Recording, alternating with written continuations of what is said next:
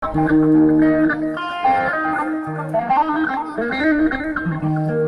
ko Abdoulaye Daouda Diallo woni mo ganduɗa hoore makko on woni mo ɓurɗa heɓtinde e politique Benno Bokk Yakar. joni ha joni koye politique gonɗen. Ousmane Sonko on jii ɗeɗo balle kala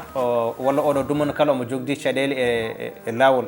joni oɗo saaha woni ko wadde grève de faim. est ce que aɗa yoddino grève de faim makko tan ɗum no wawi wonde sababu ha yalta kaso walla ala? Bon, min Ousmane Sonko mi ɓoyi ɗum haalde ko phénomène mo ganduɗa mataw gérani phénoménal mum. Par ce que won yimɓe ɗiɗo ɓe ganduɗa wonko Allah waɗi mumen. O wiyete ko président Macky Sall ko cuɓaɗo ko rewli o ko Allah tan rewnimo ɗon. O e phénomène goɗɗo ko Sonko wiyete kono kañum gérani phénomène magal mum ha addini ɗum caɗele.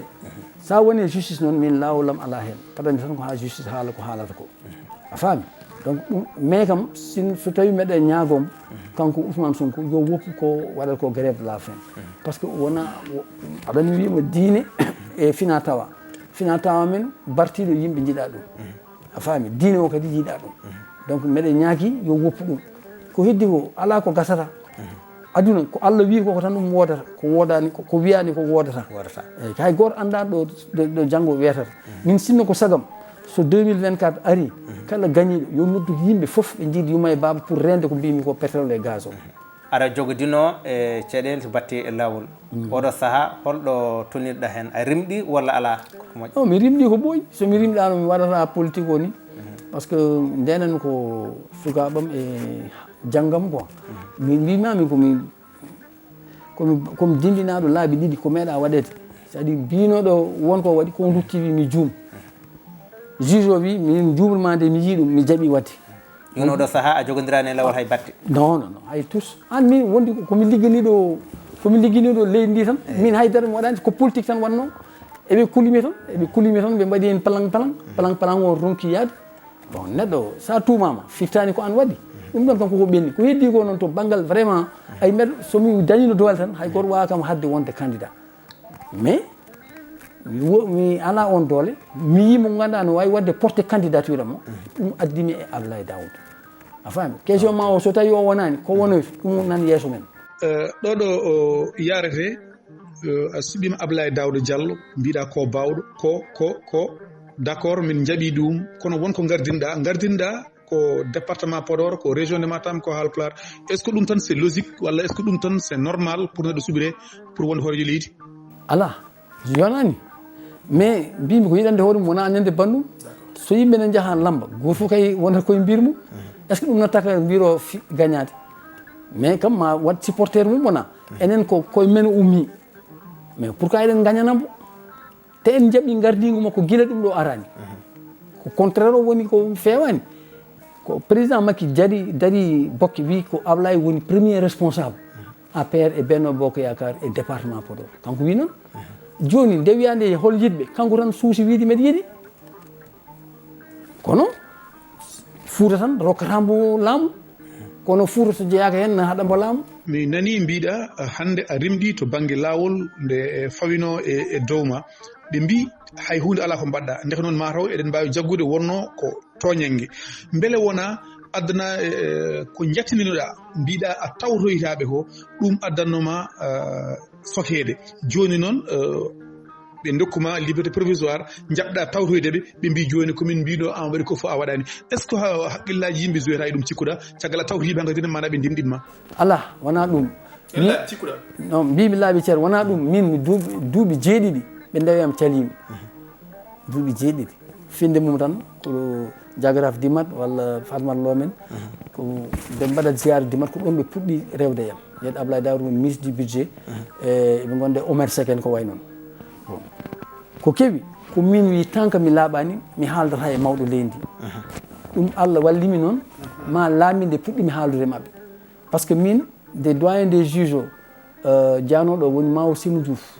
namni yo cabinet mum c'est Aziz wanno ɗum yo waɗ audit pour Kane Diallo audit o yaltini ko haydara mi waɗani ɓe jiiɗi laɓɓindemi taw meɗen waɗa campagne 2017 taw mi yeehi États-Unis Allah waɗi yo Allah yurmo yaafo Ablaye Ilimane Dia nde arti taw fektama kanko juge o to e Burkina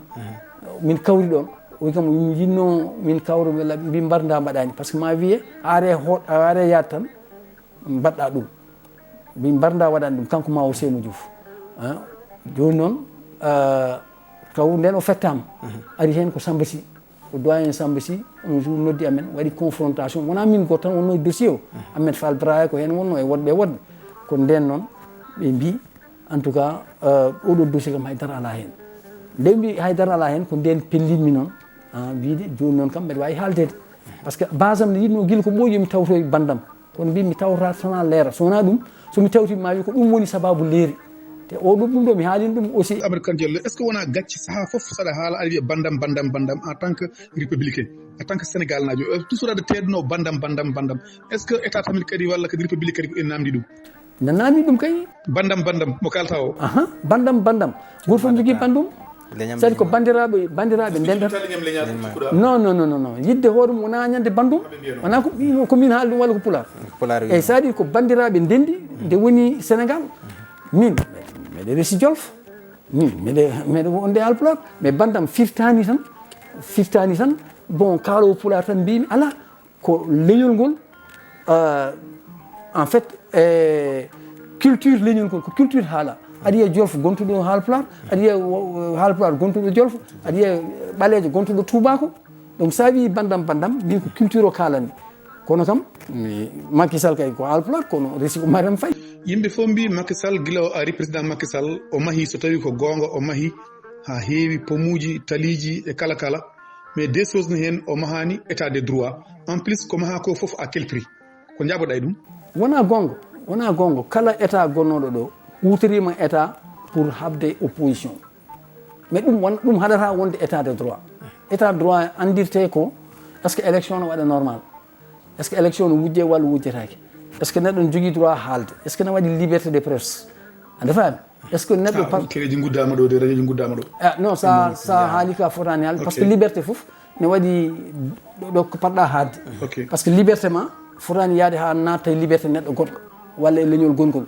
so neɗɗo haali ko fotani haal tan kuugal yandete mum dernière question mboɗa andi mi rokkita mais état de droit kam inan ɗo pittali kewɗi keddimi eko Abdoulaye winane ko kono ha hande yimɓeɓe ne mbiya ala enquête aji baɗaɗi e les pittali jaaɗi ɗi wona yimɓe way kono jawdi tan ma natti wodde ni eko wona ɗum hande kadi holno lirduɗa migration clandestin yimɓe sukaɓe Afrique naɓe hewɓe ene kulima nan wurde Afrique ene kuli wonde Afrique hen ni ene tuuma ardiɓe mbiya mana ko ardiɓe goni ɓe daraki darde foti darade ko ɗum saabi sukaɓe foof mana ene doga ene dirano Europe te ko wonno Europe ko e leydi datti wonde toon no lirduɗa ɗeɗo gueɗe ɗiɗi sankiɓe ɓe enquête aji mbiyama mbaɗaka e voilà min kam mi sertema e o saaha hoto serteyam kono wimami tan ko iddi foof affaire mayɓe ɓe enquête nan waɗe ñande foof yimɓe ne jaggue kono wona justice so jagui tan haala e radio walla haala e presse wona wiya ma won ujunere neɗɗo e quelque jaggama jagguiraka ni tan wonko woni non jaranoɗo caméra jagge ala surtout enen eɗen gone leydi mo ganduɗa ko taari men ko foof woni koye guerruji ɓen dogat ɓe gara ɗo ɓe gadda ko hay goto anda ɗo donc ɗum état son waɗa ɗum deƴƴat min ko militaire ɗum wanno meɗa andi ɗum donc eɓen mbaɗa enquête deuxièmement affaire immigration ko probléme mondial mais probléme men mawɗo enen c'est à dire min to banggal am réglata ɗum tan ko goo leydi ndi waɗe développé ɗum woni industrie mo mbiyatnomi o industrialisation yontano Allah rokkano men ɗum ko joni yonti ɗo duuɓi 50 men dañ pétrole et gaz ma won valeur plus de 700 milliards par année ma won 20 000 et quelques milliards joni men mbawa dañde gaz to power pour électricité o tello mbaɗen créé usine aji yimɓe keddo liggo soɓe keddima liggay tan ɓe jahata deuxième chose mo ganduɗa en même temps même soɓe keddima eɓe liggo ma won yaaɓe mais ɗum waɗe encadré waɗe ɗo créé centre kala jiɗɗo yaade yo yaa e on centre yimɓe mbaɗa négocié avec tous les pays ɗo neɗɗo foti yaade waɗe encadré taw wona ndiyam ƴettata so weɓnaka tan yimɓe gonata koye wadde prohdol no jaaha il faut ko weɓne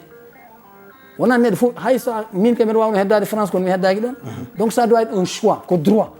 à l'immigration ko droit mais il faut waɗe encadré yimɓe kalda ɗum e guure ɗe kalda ɗum e leyɗele ɗe sa wawa yaade ɗo mata aɗa wawi yaade Panama aɗa wawi yaade to aɗa yaade to mais waɗe organisé kala jiɗɗo yo ar so tawi wonko manquera formé Canada nan yiilo plombier nan yiilo hunde foof ala ko wawi won mais yo waɗe yo organisé yo waɗe ɗum organisé no fewi donc mbiɗa sikki état o to banggal am min état ji dewɗi foof ko ɗon ɓe mbaɗi lajja c'est-à-dire il faut que l'immigration était comme un vrai problème, comme un droit au régler de bangal yimɓe mbaɗa des négociations avec les pays pour sohluɓe ɓe ɗumin comme no yimɓe enen ne cohliten kamɓe ɓe mbawa arde ɗum woni ko joguimi hen Oumar Dore Coumba andu ka moƴƴo mbeɗa somi huccitema mbeɗa welto so wonɗo tatimi hen andu ko weltare nde tan waɗi ɗum kono so wona ɗum vraiment sowona mo gadduɗa o joom ñebbe on noon komi dañɗo caɗele mum quoi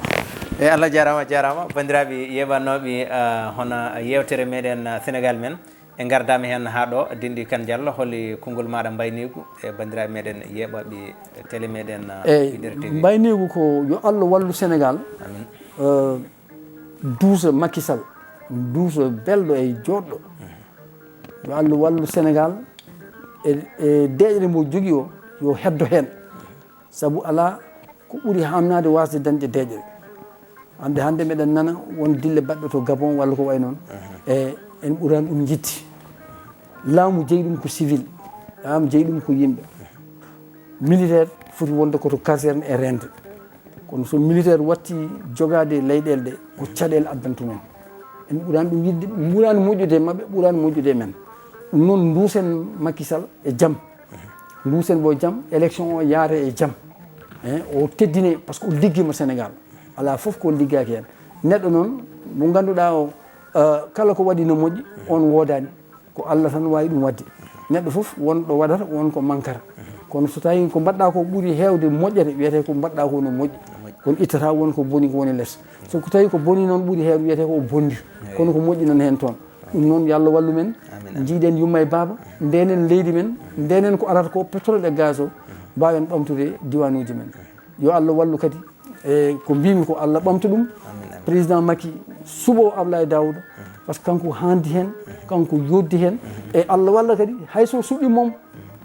Allah walla mo kadi o wona président de la république par ce que suuɓede nde tan firtanimo o gañi e Allah jarama Dindy Amadou Kane Diallo e bandiraɓe tedduɓe heeɗiɓe yeɓannoɓe hono émission meɗen Sénégal men en gardama hen hannde ha ɗo en haaldanno moɗon musidɗo moɗon Ba Abdoulaye Seydi Ba kitimala e jaam